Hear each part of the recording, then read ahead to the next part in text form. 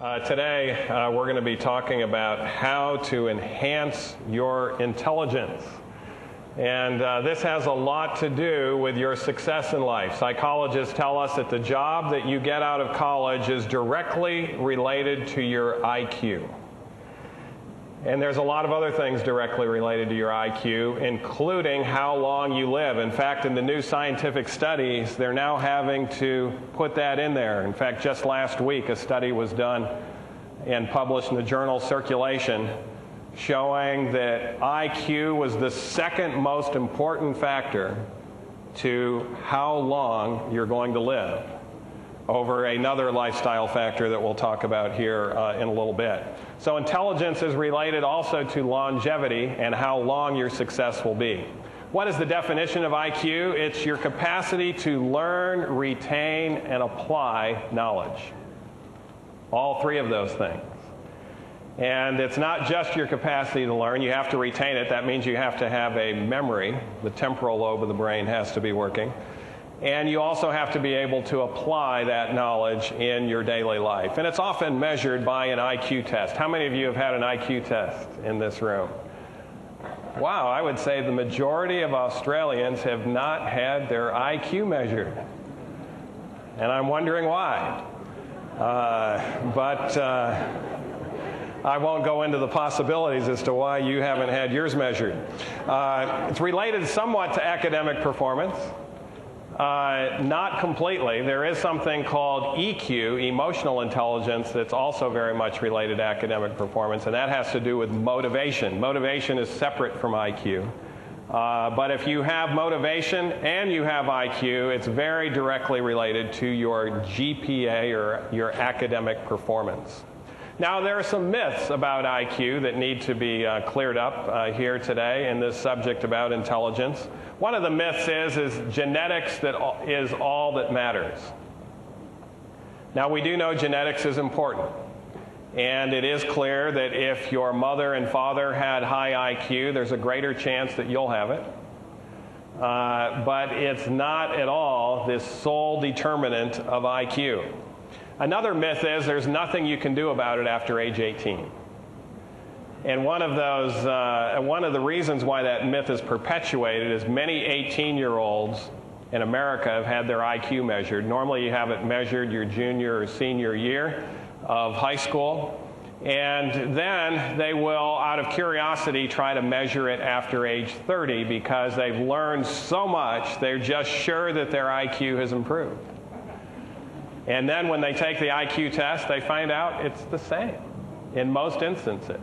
It's the same not because we're not measuring knowledge. Yes, that 30-year-old has accumulated a lot of knowledge, but it's not just accumulated knowledge. We're measuring the capacity to learn, retain, and apply new knowledge. And 30-year-olds often don't have that much greater than what they did at age 18. However, there are significant exceptions. I remember a young man who actually came in to understanding the full message of the Bible as a result of health in our town of Ardmore, Oklahoma. He came in with a vegetarian restaurant there and inquired more about the truths of God. He was interested in his personal health, and he adopted that lifestyle, the vegetarian lifestyle, and then he ended up becoming a fully baptized member of the Seventh-day Adventist Church. But he had an issue, and part of his issue was IQ. Nice-looking man, tall, handsome, great personality, but he did not do well in school. He had learned enough to learn the gospel and accept that, but he had a desire to really excel. And I remember talking to him as he was coming to me, wondering how he could excel more in school. And I told him, maybe first you ought to go to a place like Mission College where you can learn more of the deep truths of the Word of God. And he did that. He went there for 6 months, and he enjoyed his time there. But I remember calling the director of that school, Louis Torres, about halfway through the course, and I said, tell me how Les is doing. He says, I'm not sure he's going to make it. He is struggling. And he's getting some of the lowest grades in our classes, but he's barely surviving. And he says, I'm hoping that he's going to pull through. And at the end, he did pull through. He actually raised his grades enough. He wasn't by any means in the top half of his class. He was in the bottom half of his class at Mission College. But he learned enough to become a Bible worker, and he went right into Bible work in Colorado.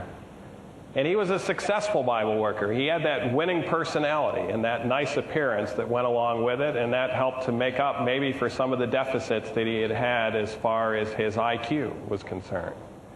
But I remember about a year after being in Bible work, he came back to me in Ardmore, Oklahoma, and he says, you know, what I'd really like to do is to incorporate the health message with the gospel full time.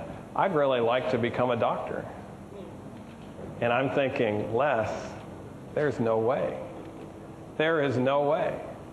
I mean, in America, I don't know how it is in Australia, but on those who try to become doctors, less than 2% will actually make it into medical school. And so you have to have a certain IQ to even be able to withstand that because of all of the information that is thrown at you in a 4-year time period that you have to learn.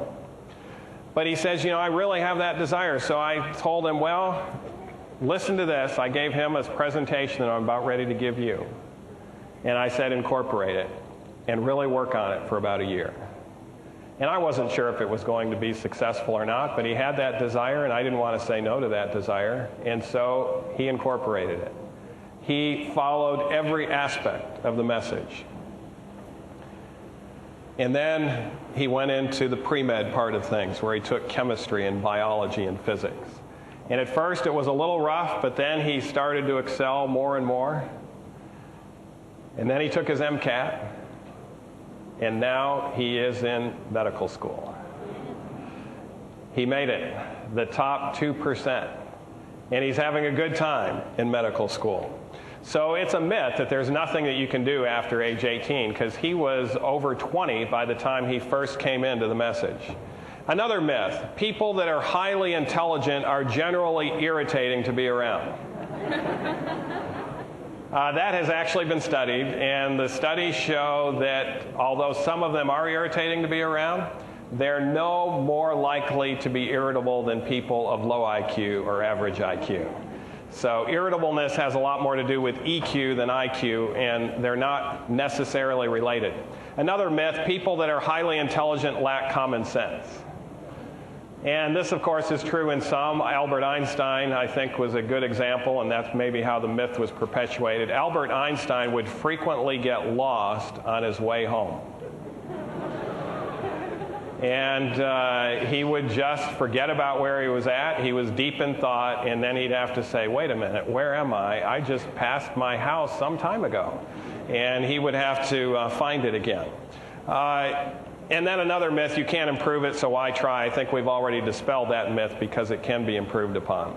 So let's talk about how to improve intelligence in children and in adults. Now, what I'm going to be presenting to you are things that you can do now to improve your intelligence. And, we have limited time. One of the things I would like to talk about is how you can raise your kids to be high IQ. There's an environment that's actually started in the prenatal and the natal influences, and then the first 5 years of life that are critically important to how high an IQ your own children will have. But that's a different topic, somewhat related, but it is a different topic. But that will be for another time. One is to avoid toxins. Toxins to the brain will adversely affect IQ. And alcohol actually affects a certain portion of the brain before it affects any other portion of the brain. It's called the frontal lobe of the brain. This is the area of spirituality, morality, and the will. It's the area where we make our decisions. It's the judgment area of the brain, the analytical portion of the brain. And when alcohol is on board, in fact, in Australia, the legal limit of alcohol intoxication is 0.05%. And I know you have a major problem with this in this country. because I was leaving the airport. I came into Sydney the first time on Sunday night, and the taxi driver picked me up, and the police had made a line out of the airport measuring everyone that came out and having them blow into a machine to make sure alcohol wasn't on board. Everyone had to blow before they could go. And this taxi driver fortunately passed the test. I was glad to see that. But studies show that if you're at 0.05% and a policeman pulls you over and you're right at that legal limit, will you be able to walk a straight line? You actually will. You can walk a straight line. In fact, if you're skilled at doing so, you can hit a curveball out of a baseball park at that limit. So why is it then that you're 10 times as likely to get into an automobile accident? It's not your coordination. Your cerebellum is working fine. The problem is your judgment. And that's what happened to Princess Di's driver. No one recognized that he was drunk. He was walking straight lines. He was conversing normally. But he attempted to negotiate a turn in a tunnel at a speed that was impossible to negotiate. That wreck has been analyzed, and it's been found that the best race car driver in the world would not have been able to successfully negotiate that turn at that speed. And thus he lost his life and others lost their life as well. Now, once alcohol is out of the system, the next day you're able to drive again. Does driving involve critical, abstract, difficult decision making? No. If it did, 16-year-olds would not be allowed to drive in the world. The reason why 16 and 18 and 20-year-olds can drive is because it's a fairly simplistic thing. It doesn't require a lot of complex thinking and analysis. But studies show once alcohol is on board, it takes 2 weeks for critical abstract thinking to come back. One of the reasons why it's best to totally abstain from alcohol so that the frontal lobe can be in tip-top shape. Another substance that affects the frontal lobe of the brain in a more subtle area is nicotine, but it's clear nicotine has a suppressant effect on the frontal lobe of the brain. Lead also is a toxin that affects IQ, one of the reasons why you don't want to have your kids play with toys that are laced with lead. And the most commonly consumed drug in Australia also has a role to play. Anyone want to guess what it is? Caffeine. Caffeine actually affects the adenosine receptors in the frontal lobe of the brain, blocks the adenosine receptors. It also has too much of another chemical, acetylcholine, available. Acetylcholine, actually what it does is destroys the enzyme called acetylcholinesterase, which makes too much acetylcholine available. And this is why people under the influence of caffeine feel stimulated. Pavlov studied this out. Typists actually can type a little bit faster under the influence of caffeine, but they make 10 times as many errors. And recently there was a study done on caffeine and gossip. Now, the definition of gossip that was used in this study was sharing private information with someone who's not part of the problem or part of the solution to the problem. And studies show when you have caffeine on board, you're significantly more likely to do that than when you don't have caffeine on board. And that's simply due to that loss of brake in the frontal lobe of the brain that comes from blocking those adenosine receptors. Now, this information is caught up with the National Football League. In America, we just had the biggest, most watched sporting event of the year, the Super Bowl, occur. And interestingly, those linemen and those blockers, the one trying to protect the quarterback as well as the ones that are trying to get to the quarterback, are told to consume caffeine. But there's one individual on that field that is told to consume no caffeine. And guess who that is? It's actually the quarterback. And the quarterback's the one that has to get away from those people that are juiced up with caffeine. So why shouldn't he have caffeine on board?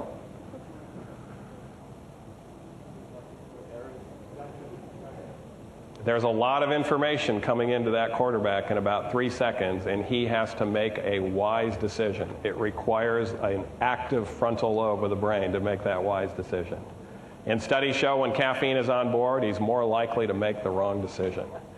And so if it is true in regards to NFL quarterbacks, with the decisions that we're having to make moment by moment, analyzing information and making wise decisions, it would make sense for us also to go caffeine-free. Another thing that has to do with IQ is breathing. This study was done at Harvard University. For children, healthy lungs may mean healthier scores on tests of memory, learning, and intelligence. Researchers at Harvard University examined data on 165 Boston children who have been followed since birth. At the age of 6, the children had their lung function tested. At age 9, they completed standard tests of memory, learning, ability, and intelligence. And the researchers found that for each increase in the children's lung function performance, there was a corresponding increase in their cognitive test scores. This previously was shown in adults to be the case, young adults, and now it's shown to be the case also in children. And part of this that is emphasized is deep breathing. In fact, it was interesting, when this study came out, I actually plugged in the phrase deep breathing into Ellen White's CD-ROM. And I was going to show that to you. I think it's actually a hidden slide. I don't know if anyone up there might be able to unhide the slide. But interestingly, what she stated was those that participate in exercises for deep breathing will have an advantage. And she recommended that every educational institution actually institute in children the exercise of deep breathing. Here it is. The one who sits and stands erect is more likely than others to breathe properly. But the teacher should impress upon his pupils the importance of deep breathing, show how the healthy action of the respiratory organs, assisting the circulation of the blood, invigorates the whole system, excites the appetite, promotes digestion, and induces sound, sweet sleep, thus not only refreshing the body, but soothing and tranquilizing the mind. And while the importance of deep breathing is shown, the practice should be what? Insisted upon. Let exercises be given which will promote this, and see that the habit becomes established. And so this is why even posture, and even sitting in an environment where you're in classes all day, or you're at AYC, it's important to take those slow, deep breaths. Actually, it will oxygenate the brain better, and you'll have better frontal lobe as well as better retention, better temporal lobe function. Now, there's one lifestyle habit that's been shown to be the most critically associated, at least at Brigham Young University, 40,000 student body, in regards to their GPA. This lifestyle factor is very much related to melatonin. And melatonin comes about as a result of darkness and being in a dark environment. As you can see on the screen, once darkness hits, melatonin starts to spike and peak. It'll peak around 2 o'clock in the morning, and when light comes in the room in the morning, it shuts down again. Melatonin is very much related to your ability to retain the information that you learned that day. Now, if you go to bed 2 hours later than 9 o'clock, or if you go to bed at midnight, you'll decrease the area under that curve by about 50%. So you'll have less melatonin output as a result of being a late nighter. And what Brigham Young University found out is the lifestyle factor most connected to GPA was early to bed, early to rise.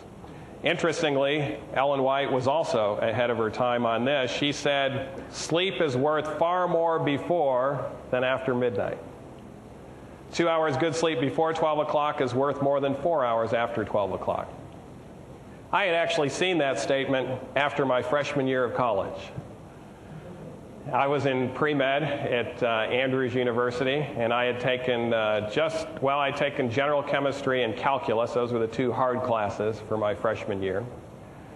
In my sophomore year, I had lined up to take organic chemistry, foundations of biology, physics for scientists and engineers, which is a calculus-based physics, and then quantitative analysis, another advanced chemistry course.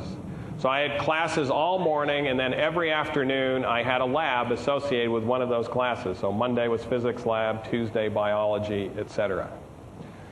And my advisor, Dr. Wilkins, said, Neil, if you want to go to medical school, I would recommend you not do this.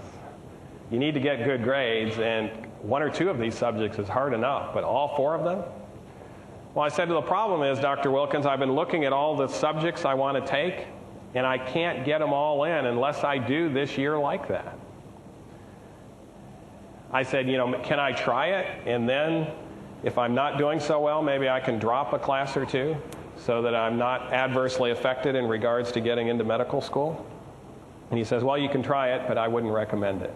Well, I was used to going to bed at 11:30, and I changed my bedtime.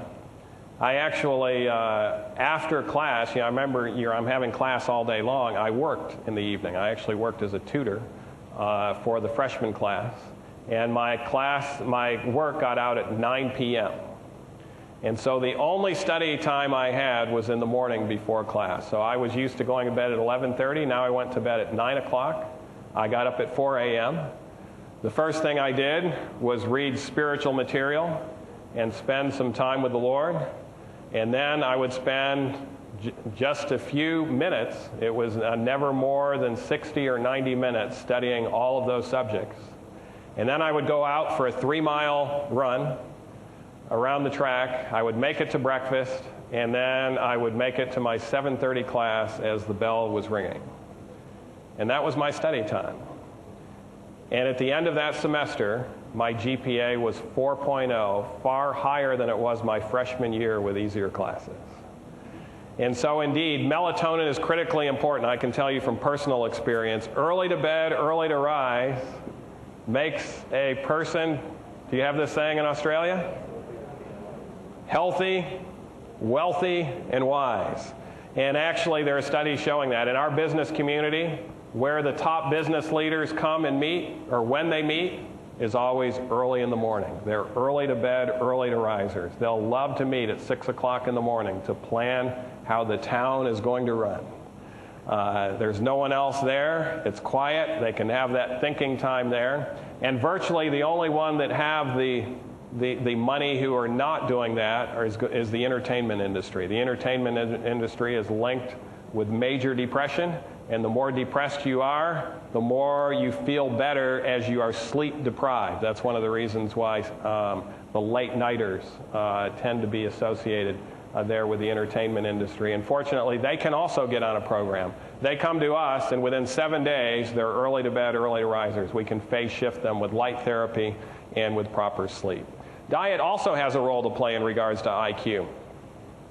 High-carb, low-fat diet will improve weight loss, enhance mood, speed thinking, and while both the high and low-carb diet seem to boost the speed of cognitive processing, the interesting result that compared to the high-carb diet, subjects consuming the low-carb diet had a smaller improvement.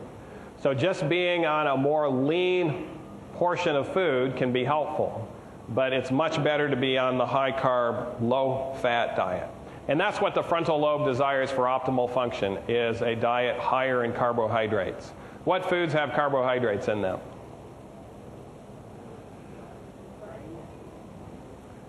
Carbohydrates are used almost exclusively by the brain for optimal function, but carbohydrates are present in fruits, vegetables, nuts, and grains. Interestingly, the original diet in Genesis chapter 1. Ellen White quotes those 4 food groups and says they impart a strength, a power of endurance, and a vigor of intellect that are not afforded by a more complex and stimulating diet. And so there is an advantage to a diet that is plant-based. In fact, in another place, she talks about the adverse effect of food high in protein and high in fat, virtually no carbohydrate, which is primarily your meat food. Meat is a carbohydrate-deficient food. One of the reasons why it doesn't come out on top as far as the best for brain function. Sugar is a carbohydrate. I remember in the 3rd grade, after the researchers found out that carbs were good for the frontal lobe, I was handed a candy bar, and I said, the person who handed it to me said, "Here, have some brain food." And I said, really? And they said, yeah, carbs are good for the brain. This candy bar is loaded with it. Should be great for your brain. Well, I wondered about that. But I didn't, just a few years later, it was studied in Iowa and then in other places. Actually, a high sugar diet impairs frontal lobe function in school-age children significantly. In fact, it makes over a grade letter difference performance in studies, particularly if they involve having to think. Now, if it's just memory, you can do all right in most cases, but if you're having to think about the problem and come up with a solution to it, it makes a powerful difference. One of the reasons why is when we eat a candy bar, our pancreas thinks we've had a large amount of fruits, grains, nuts, and vegetables because our blood sugar spikes. Then it cranks out a high amount of insulin, and within 20 minutes, we're in the mildly hypoglycemic phase, and it takes 4 hours for the frontal lobe to fully recuperate from that. And so at first, the person feels a little bit hungry. They snack again, but they're still under that 4-hour recovery time. If they're taking their test during that time, it does make a difference in adverse performance. Arachidonic acid also decreases the synthesis and storage of acetylcholine, an important neurotransmitter in the frontal lobe of the brain, and it's primarily present in flesh foods, and one of the reasons why Pavlov showed that meat and intelligence are not related. Ellen White says this: eating much flesh will diminish intellectual activity. Students would accomplish much more in their studies if they did what? Never tasted meat. When the animal part of the human nature is strengthened by meat eating, the intellectual power diminishes proportionately. Now, interestingly, there was a study done in Great Britain not long ago on the opposite effect. In other words, IQ and its relationship to vegetarianism. What this study showed in Great Britain was that children with high IQs are more likely to become vegetarians when they grow up. Study of more than 8,000 men and women aged 30 whose IQs had been measured when they were 10 showed that the higher the IQ, the greater the odds of becoming a vegetarian. For each 15-point increase in IQ in the study, the likelihood of being a vegetarian rose by 38%. Even after adjustment to factors such as social class and education, the link was still consistent.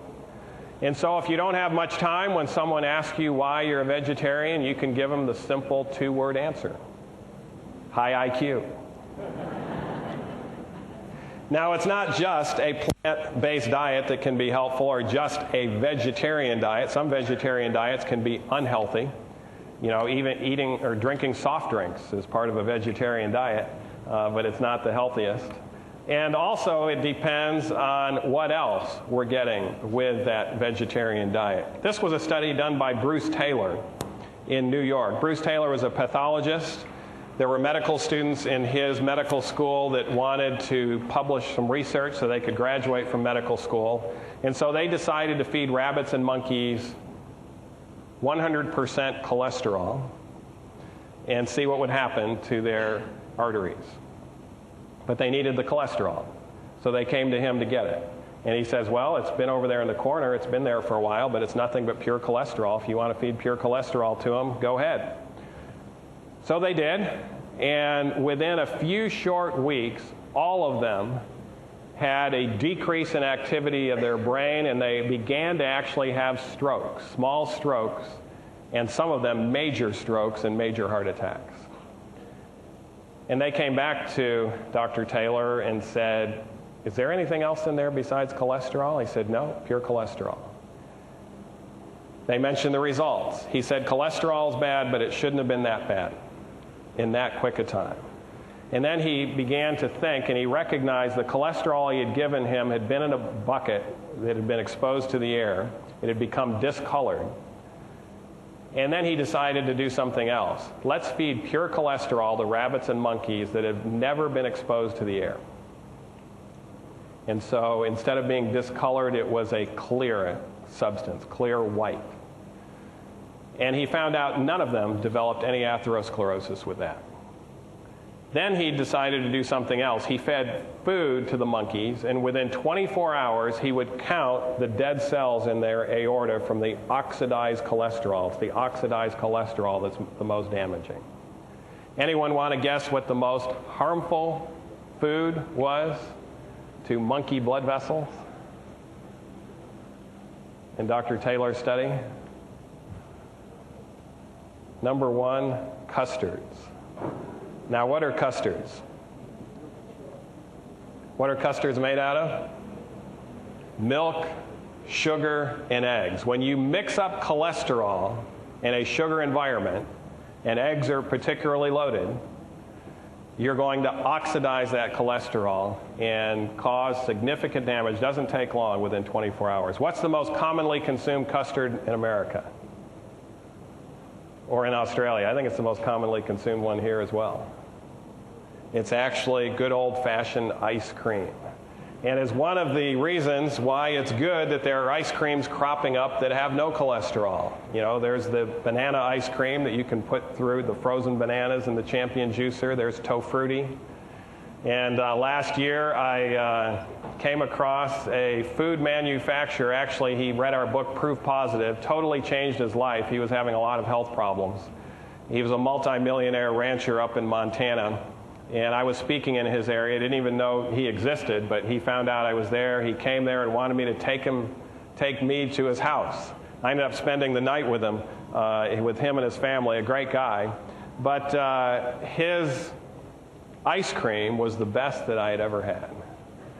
And he has 32 flavors, one more than Baskin-Robbins. And it's not soy-based, it's oatmeal-based.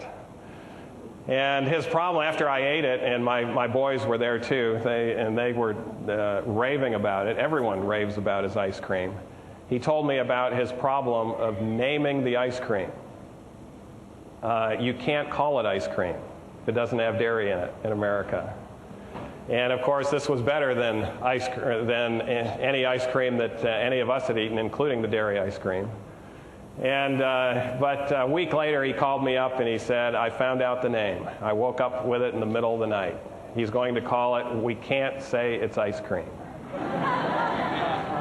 And he's also come out with something to compete against number 2 and 3 as well. Number 2, the most damaging was pancake mix. Pancake mix is primarily powdered eggs, cholesterol, or oxidized cholesterol from the powdered eggs, and it was tied with 3, Parmesan cheese, the powdered cheese, and that's not a misprint. Lard was number 3 as well. They're both tied for number 3 as being the worst as far as harmful within 24 hours to the aorta and what they can also do to the brain blood cells. Now I'm going to ask our team also to go ahead and unhide the next slide that I had in this presentation. Because it's interesting, again, far ahead of her time was Ellen White on this subject. Before Bruce Taylor came up with it, there were some questions in regard to that. But she said, especially harmful are the what? Especially harmful are the custards and puddings in which milk, eggs, and sugar are the chief ingredients. The free use of milk and sugar together should be what? Avoided. Far ahead of her time. Physical exercise, also critically important in regards to IQ. And it's their aerobic physical exercise that seems to be the most beneficial. But there's another type of exercise that's helpful as well. This study showed working with one's own hands in a real-world 3D environment is imperative for full cognitive and intellectual development, Dr. Eric Sigmund says. With woodwork, metalwork, craft, music, or car mechanic classes dropped by many schools and children wanting to play computer games at home, the Western world is becoming a software instead of a screwdriver society. And there are problems with that, he mentions. Research is showing that increasing time spent in the virtual world of computers is displacing hands-on play and hands-on learning. 3D learning allows young people to experience how the world works in practice, to gain an understanding of materials and processes, and to make informed judgments about abstract concepts. And so working with your hands in a 3D world environment actually improves cognitive function, improves IQ. He did studies in regards to even engineering students. Engineering students are starting out at an all-time low because they have difficulty in conceptualizing these things coming from their software society instead of yesteryear's screwdriver society. Ellen White also talks about the importance of work and particularly fast work in regards to mental acuity. She says there's no excuse for slow bungling at work of any character. When one is always at work and the work is never done, it is because mind and heart are not put into the labor. The one who is slow and who works at a disadvantage should realize that these are faults to be corrected. He needs to exercise his mind in planning how to use the time as to secure the best results. By tact and method, some will accomplish as much in 5 hours as others do in 10. And so part of this work is the aerobic part of it as well. Getting some of it may be mindless per se, but we have to plan and we have to do by tact and method. But this mindless, fast work of the hands actually helps to develop the brain and keep that brain smart. And that's why at Weimar Center of Health and Education, where we're leading out in an academy and college and a lifestyle health center, physical labor is a critical ingredient for every faculty member and for every student that's there, whether it's garden work or other type of physical labor work. And you know who we've had the hardest time with in regards to getting that labor done? It's not been the students. It's actually been the faculty. A lot of our faculty are not used to that sort of thing, and they tell me, you know, there's intense classes I'm having to teach, I'm having to prepare, don't have the time for it. But then when we tell them this is a must as far as Weimar, they go out and do it, and they come back with smiles on their faces, and they feel refreshed, and they talk about how much more efficient they are in preparing for their classes. Something critical about regular physical labor. Well, hypnosis will also counteract IQ. In fact, this comes from a hypnosis textbook. Hypnosis attempts to cancel out frontal lobe functions and bring people into a trance in which they are highly suggestible. This is most easily accomplished by training the eyes to focus in on one object, the best object being a little flickering light. The person will record information and duties without interpretation or without frontal lobe activity. Now, a lot of people may not realize it, but they could have a hypnotic instrument in their own home. What trains the eyes to focus in on one object and flickers? Yes, and what produces that flicker is the rapid scene of reference change. Now, you may be watching this on television on Three Angels Broadcasting Network. And if you are, rest assured it's not going to suppress your frontal lobe. Do you know why it won't?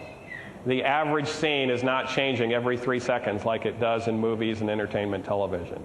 We sit people down in front of their favorite TV program, and within 90 seconds to at most 3 minutes, they're no longer in beta wave activity. They're in alpha wave rhythm, which is a hypnotic rhythm. Their memory is still working, their emotions are working, they can laugh and cry with the scene, but they're no longer putting it in the appropriate subsets. And this is why they can laugh at hideous things that if they occurred in real life, they would be appalling, because of the hypnotic state that they're in. There are 17 detrimental effects on the frontal lobe of the brain that entertainment television has been proven to do. Over 3,000 studies have been done on it. Over 300 books have been written on the subject. And they all show a decline in frontal lobe function. It decreases interest in learning. It decreases interest in reading. Decrease in IQ scores. Decrease in academic performance. Decrease in discernment. Increase in daydreaming. And a decrease in creative ingenuity. In fact, one of our professors at one of our colleges, Columbia Union College, who taught communications for years, people would come because they wanted to be experts in the media. And sometimes they would fail his communications class, and they would say, "This is what I want to do for my life. I'm failing." And he would tell them one piece of information that would help them. He would tell them to go home and stop watching television and movies, and in 1 year come back and take his class. Students would do that, and they would come back and get an A. Interestingly, the top Hollywood producers who design the sets and the movies and everything about it themselves don't watch entertainment television because they know it's going to suppress their creativity. And they'll tell you about this. They'll tell you about it in interviews, etc. They might watch what someone else has done for 90 seconds to at most 3 minutes, but they're not going to watch a full-length movie because of what it's going to do in suppressing their frontal lobe of their brain in regards to creativity. This study done not long ago and published Columbia University and published in the journal Pediatrics, the more TV adolescents watch, the more likely they are to develop attention and learning problems and do poorly in school in the long run.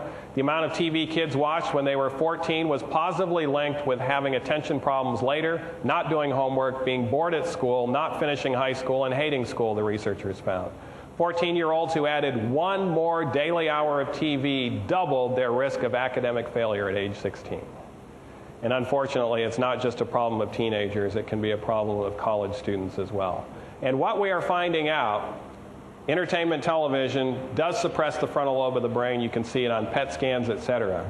And this is the area where spirituality, morality, and the will are centered. This is the area where the Lord can communicate with us through the Holy Spirit. But interestingly, what we're also finding out is what suppresses the frontal lobe seems to also affect physical health and longevity. For instance, when the frontal lobe is suppressed, far greater risk you're going to have an anxiety disorder or depression come about as a result. This study was done in Australia and published just 1 month ago from a study in Victoria. Compared with adults who watched less than 2 hours of TV a day, those who watched more than 4 hours had a 46% higher risk of death from all causes and an 80% higher risk of cardiovascular death during the 6-year study period. Each hour spent in front of the TV per day raised a person's risk of death from cardiovascular disease by 18% and the risk of cancer by 9%. In fact, the study's authors were stymied. At first, they thought it was the sitting, but then they realized it wasn't just the sitting. The pattern held even after the researchers took into account the education level, the overall health of the participants, their age, whether they smoked, their cholesterol, and blood pressure. What's more, exercise doesn't necessarily make up for the long seasons in front of the tube. Dunstan and his colleagues figured into their analysis how much study participants exercised when they compared groups of adults who exercised the same amount but watched varying amounts of TV. Those who watched more TV were still at a higher risk of dying during the 6-year study. Reading or doing homework doesn't seem to be associated with risk factors in regards to death. So it's not just sitting, because reading homework and sitting in a class is not associated with it. And thus, notice that last quote, we're not sure if it's the sedentary behavior itself or something inherent about or associated with TV viewing.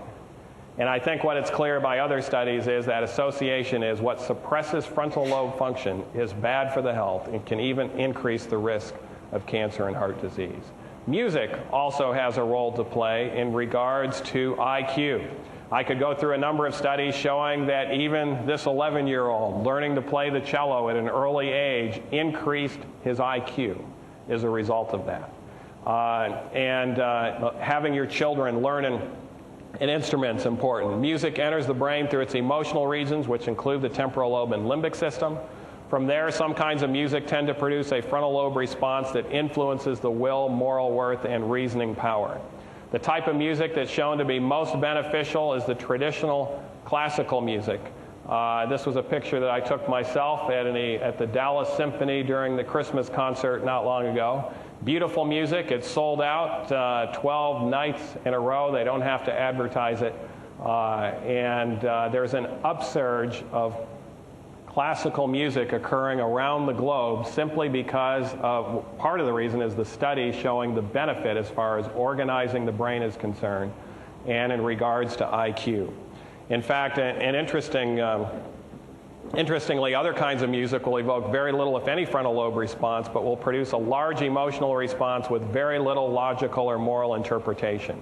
And that's characterized by the syncopated rock and roll rhythms that are prevalent in our day, showing that upbeat music is not necessarily uplifting music. In fact, last week I was speaking in Melbourne, and the person who picked me up from the airport is getting his PhD in sports psychology at the university down there.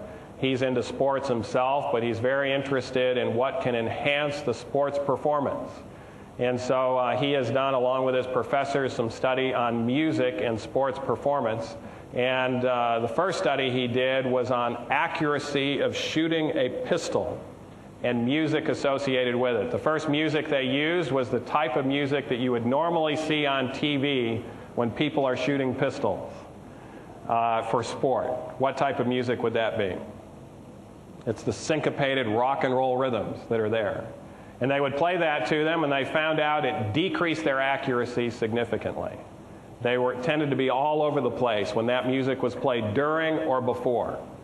Then they played them more peaceful classical music, or even more energetic classical music, and they found out it increased their accuracy significantly, multiple-fold, as a result of music. And so music can organize the brain. The Baroque music by Bach, Handel seems to be very beneficial. There's other composers like Respighi, and even more modern composers that write in the classical realm that are helpful. Fortunately, most of our hymns are actually classical music. They were written by classical composers. The hymns can be a very beneficial thing as far as the brain is concerned. This study, 24 university students performed 2 tests of attention. Positive moods were induced by playing Bach's Brandenburg Concerto No. 3, and negative moods by a Prokofiev piece played at half speed. Now that tells you something else. Not all classical is helpful. Prokofiev doesn't have that melodious classical. And particularly when it's played, it will induce problems to the brain, but when it's played at half speed, it's even more problematic. And it will induce depression in anybody who listens to it.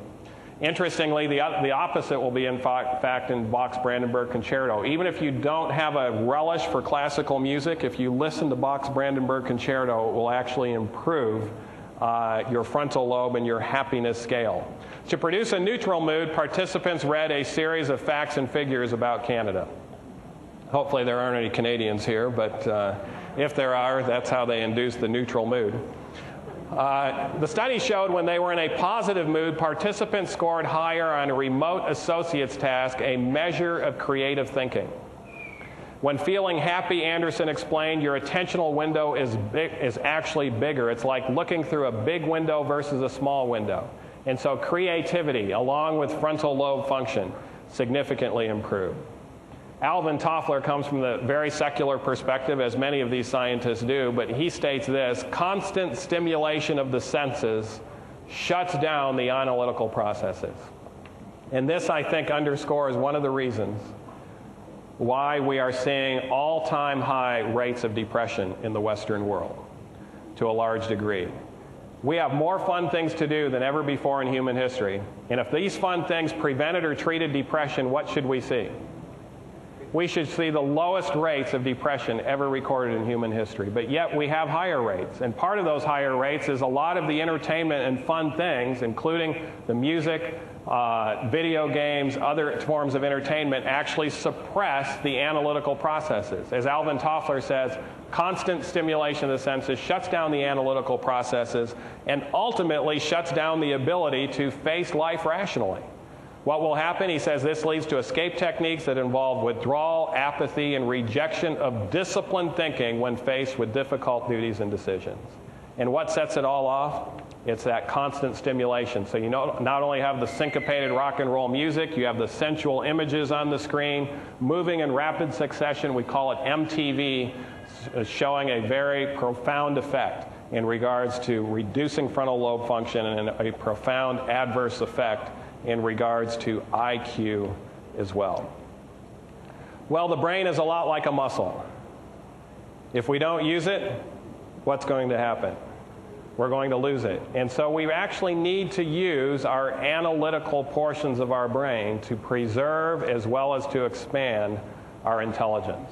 There's a book written called Education by the pen of Ellen White. Secretary of Education in California recently said it's far ahead of its time, and if the state of California would apply these principles to their educational system, they would lead the world in education. No doubt, a lot of the statements that she has made have been now shown to be true in educational studies. But in the middle of this book, she says, as a means of intellectual training, the Bible is more effective than any other book or all other books combined. This is why the complete AYC experience can actually enhance your IQ, because we are studying the Bible. She says the greatness of its themes, the dignified simplicity of its utterances, the beauty of its imagery quicken and uplift the thoughts as nothing else can. No other study can impart such mental power as does the effort to grasp the stupendous truths of Revelation. The mind thus brought in contact with the thoughts of the infinite cannot but expand and strengthen. And so I ask you, this is not a comprehensive lecture on improving your IQ. I'm reaching the highlights. But if you want to get a more comprehensive presentation, I would encourage you to do what T. Colin Campbell recommends. He's the author of the China Study, professor at Cornell University in nutritional biochemistry, one of the most well thought of researchers in America. And recently, not a few years ago, he was interviewed on February 24, 2005. He's not really a Christian per se, but a member of our faith, and someone showed him, actually he picked up himself, I believe, or someone showed him some of the multiple books written by Ellen White. And he says, I'm not aware of anyone who was more on point than Ellen White. Given her background, she is truly an amazing woman. I am convinced that almost 100% of her statements are now substantially supported by the scientific evidence that has been developed during the past 2 to 3 decades. And then he went on. What I've come to realize, to even deeply worry about, is why it is that this message of Ellen White and others has been so mislaid on shelves out of sight. It is abundantly clear to me that now is the time to bring this forward in whatever way that each of us are able to do. So I ask you here this afternoon, do you want to be more intelligent? Do you want to be more analytical? Do you want to make better decisions? Do you want to have a greater capacity to empathize with others? That's also very much connected with the frontal lobe of the brain. Do you want to have better discernment? Do you want to have a greater ability to see into the future, to reason from cause to effect? Do you want to have a greater ability to overcome an addiction? That also requires an intact frontal lobe. Do you want to have a greater power to follow your conscience? And finally, do you want to be more open to understanding and doing the will of God? If you answer yes to any of these questions, I would encourage you to review your life habits and what you do on a daily basis and see what you can do to change your lifestyle to optimize your brain function, particularly the frontal lobe of your brain. Your life is in front of you, and your success and happiness in this life is directly dependent upon your ability to make those positive changes that can also help the Holy Spirit influence you to a greater degree. Daniel chapter 1. Daniel had a tremendous disappointment in his life. And verse 8 says, Daniel purposed in his heart that he would not defile himself with the king's meat, nor with the wine which he drank. Therefore he requested of the prince of the eunuchs that he might not defile himself. Daniel purposed in his heart. Another way of saying that is Daniel stepped out in faith and followed the Lord's plan. Now some people might say, well, wait a minute, we don't have the king's meat. You know, I saw right here in Sydney, Australia, Burger King. I even saw a Dairy Queen. There's a lot of royal food around here still. And so you have the choice between the royal food or what the culture is saying that you should eat, or you have a choice of purposing in your heart and, like Daniel, stepping out in faith. Verse 9 says, the Lord poured favor and tender love into the prince of the eunuchs for Daniel. And so, who was it that poured that favor and tender love? It was the Lord who poured it in response to Daniel's faith. And another word for favor and tender love is grace. So Daniel stepped out in faith, and the Lord poured grace into his life. And the Lord is wanting to pour more grace into your life. And he's just waiting for you to step out in faith and follow his plan.